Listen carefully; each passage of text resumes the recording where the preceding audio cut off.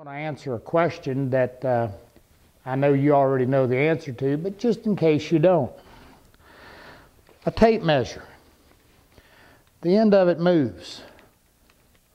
You ever wondered why? Well, here's why. It's designed so that when you pull it and take a measurement, and when you butt this end up against something like this and take a measurement, it's the same. The movement is designed to compensate for the thickness of the hook. That's simple. So to check yours, you want to check a measurement pulling as well as pushing against.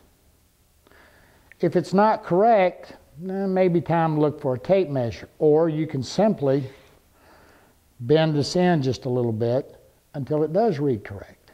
Again, it's on a pull and on a push. And the movement is designed to compensate for the thickness of the hook.